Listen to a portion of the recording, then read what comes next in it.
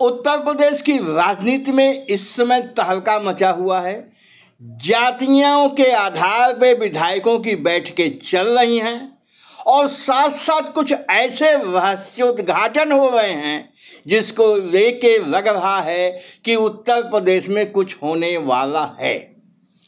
आज हम एक चर्चा करना चाहते हैं रघुराज प्रताप सिंह उर्फ राजा भैया के बारे में, जिन्होंने एक पॉडकास्ट पे बहन मायावती जी की सरकार को कैसे तोड़ा था, बहुजन समाज पार्टी के विधायकों को कैसे जोड़ तोड़ किया था और किसके कहने पे ऐसा राजा भैया ने किया था।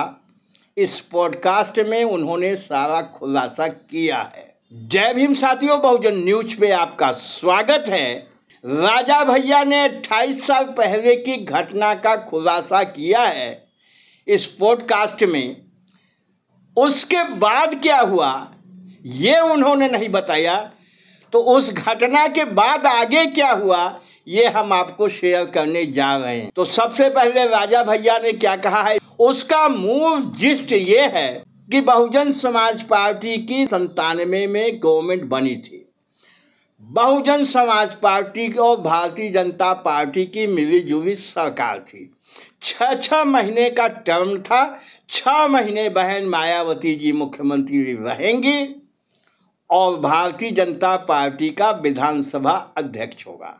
और उस 6 महीने के बाद भारतीय जनता पार्टी के मुख्यमंत्री कल्याण सिंह जी होंगे और बहुजन समाज पार्टी का विधानसभा अध्यक्ष होगा। 6 महीने बाद मायावती जी हट गई, कल्याण सिंह मुख्यमंत्री बन गए। लेकिन यहीं से भारतीय जनता पार्टी की बेईमानी शुरू हो गई। उसने वादे के मुताबिक विधानसभा अध्यक्ष नहीं हटाया। केशरीनाथ त्रिपाठी जी विधानसभा अध्यक्ष बने रहे और यह रणनीति के तहत था, क्योंकि भारतीय जनता पार्टी पहले से सोच के चल रही थी कि यदि मायावती जी नहीं मानेंगी तो पार्टी को तोड़ा जाएगा।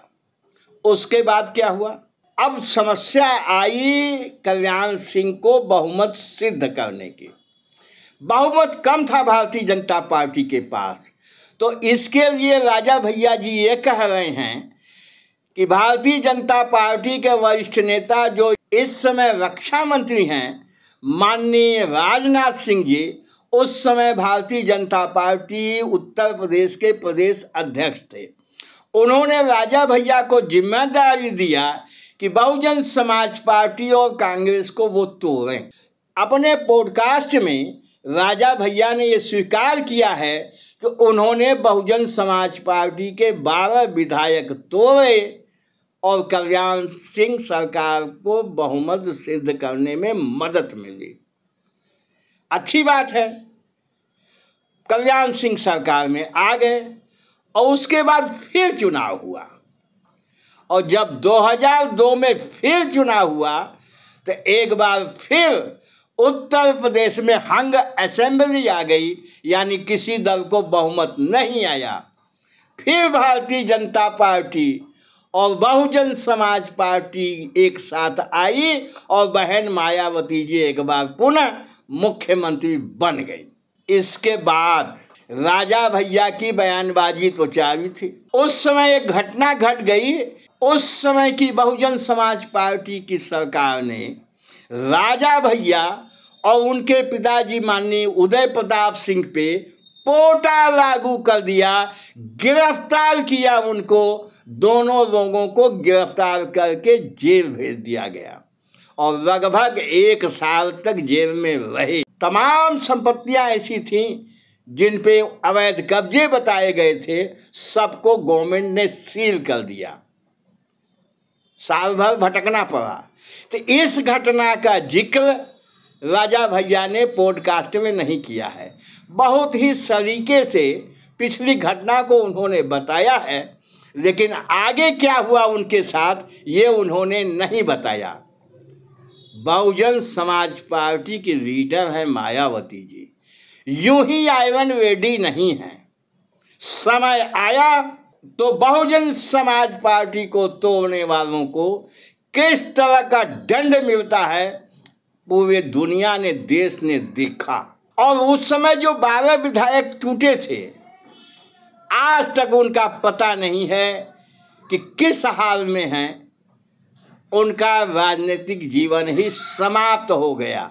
लेकिन कुछ ही दिनों के बाद, लगभग 1 वर्ष के बाद, मायावती जी ने स्वतः त्याग पत्र देके भारतीय जनता पार्टी का साथ छोड़ दिया। अब फिर समस्या खड़ी हो गई। लोग चुनाव चाहते नहीं थे, तो इस बार भारतीय जनता पार्टी ने स्वयं सरकार ना बना के माननीय मुलायम सिंह यादव को सरकार बनवा दिया। माननीय मुलायम सिंह को बिन मांगे मुराद मिल गई और लगभग 3.5 साल वो मुख्यमंत्री रहे। लेकिन जिस दबाव में उन्होंने काम किया, राजा भैया पे सभी मुकदमे उन्होंने समाप्त कर दिए, पोटा भी समाप्त किया। लेकिन सुप्रीम कोर्ट ने पोटा जो समाप्त हुआ था उसको खारिज कर दिया। पोटा माननीय अटल बिहारी वाजपेयी जी जब प्रधानमंत्री थे तो उनकी सरकार ने लाया था। लेकिन इसके बाद कांग्रेस की सरकार आ गई और कांग्रेस की सरकार ने पोटा ही समाप्त कर दिया।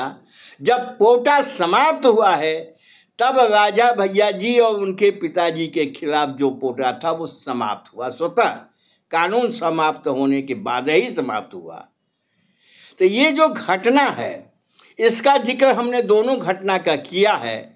लेकिन इस समय जब उत्तर प्रदेश में उथल पुथल चल रही है, राजपूत समाज के विधायकों की 2 बार बैठकें हो चुकी हैं, कुर्मी समाज के विधायकों की बैठक हो चुकी है, लोध समाज के विधायकों की बैठक हो चुकी है।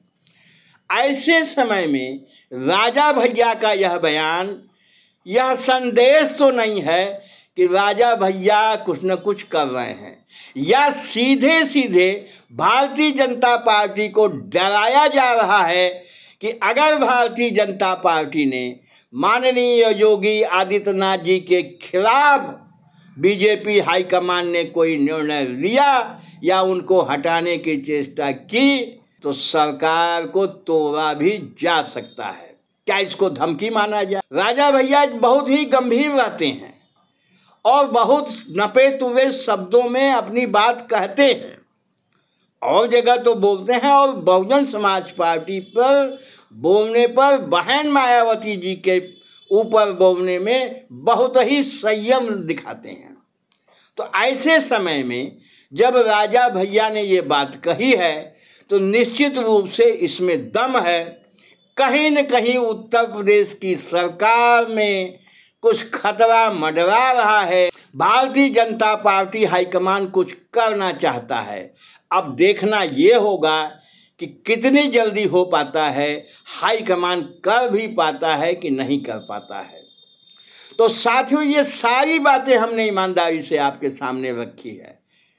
ये सारी बातें आपको कैसी लगी, इस पे अपने विचार भी आप कमेंट करके हमें बताइए। हमारे चैनल पे मेहमान हैं, पहली बार आए हैं तो चैनल को सब्सक्राइब अवश्य कर लीजिएगा। बहुत बहुत धन्यवाद। जय भीम, जय भारत।